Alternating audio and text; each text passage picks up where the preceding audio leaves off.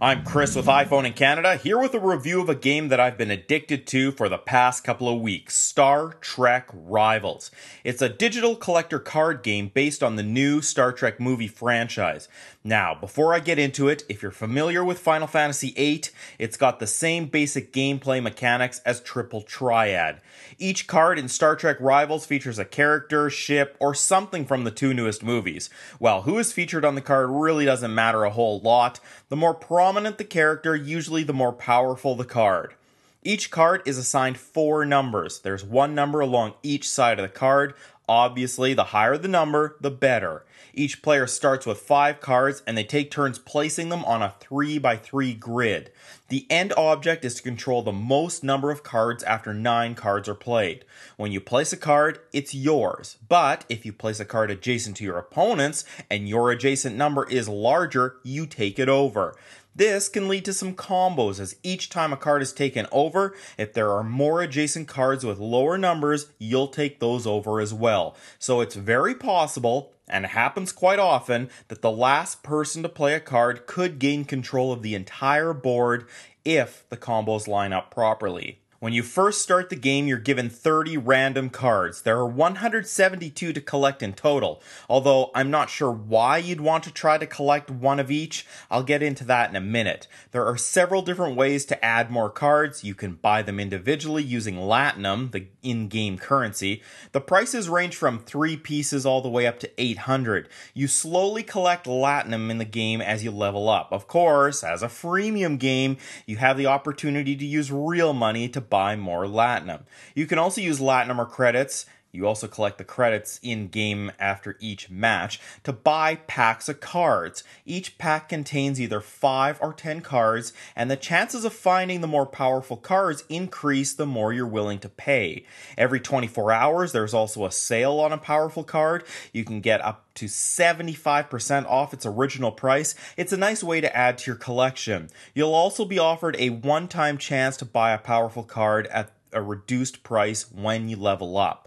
And each consecutive day you log in to play, you're offered a free card. You can choose to take it or refuse it for a chance at a more powerful card the next day. But be careful. Eventually you'll be forced to take the card, and it may not be as powerful as one you've passed up. There are, as of this review, 3 ways to play. You can play a random player. Oh, and I should mention you need a data connection to be able to play. With the random player, there are 2 options: impulse power and warp speed. The first one, you can play as many games as you want at one time as long as you have enough cards. But the catch is, it can take up to 36 hours or more to finish. For me, this is one of the drawbacks of this option. A player can stop playing at any time and come back within 36 hours to make their next move. It can get very frustrating waiting for your opponent to make a move. It also sucks because there's no way to force end a game. So your cards are tied up in that match, thus can't be used in another game. This is why I much prefer warp speed. You can claim victory if your opponent fails to take a turn for an hour. The downside, you can only play 5 games at once, but for me, that's lots. The other way to play is against a friend. Each player has his or her own unique friend code. You can share these and add friends. I'll give you my code at the end of the review, and it'll be in the description as well. So as you play, you quickly start to realize the importance of the more powerful cards.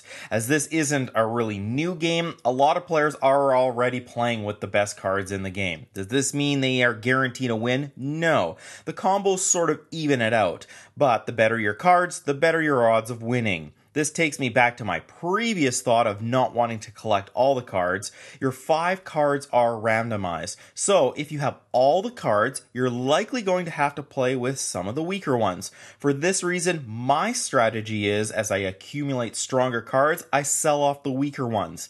This way, I'm keeping the stronger ones and improving my odds of starting a match with solid ones. I try to keep about 32 cards in total. Yes, it limits the number of games I can start, but since I only play warp speed and and can only play 5 games at a time, it suits me well. When the match is finished, no matter if you win or lose, you're going to gain experience and credits. Of course, if you win, you'll get more. So there's no penalty for losing. You are always collecting credits, and since an Ensign pack is only 2,500 credits, you can accumulate that fairly quickly. Oh, and don't think just because you buy an Ensign pack you can't get the strong cards. I've managed to pull an Ambassador Spock and Captain Nero. Sure, they aren't the elite versions, but they're plenty strong compared to a lot of the cards, even plenty on the elite side. It can be quite frustrating when you start because your opponents will likely have better cards than you, but as I said, you still get something even if you lose. As you level up and collect more cards, credits, and Latinum, you can quickly stack your deck and give yourself a better chance at winning. I'm hoping a further update might even bring an option to play against a non-human opponent. Perhaps they could make it so you only get bonuses if you win against the computer. That way you have more of an incentive to play against a real opponent. I think Star Trek Rivals has a lot of potential with some further updates. If you'd like to play against me, my friend code is NIDJUU. I'd love to play some hands against my viewers. Now, as a bonus for those that have stuck around this far, the first 12 people to give this video a like and leave a comment will get a code to download the Blast Away app for free. If you enjoyed this video, I'd love a like. Also feel free to subscribe so you don't miss any of my future videos. For more daily iOS and Apple news, make sure you check out iPhoneincanada.ca. I'm Chris with iPhone in Canada. Thanks for watching.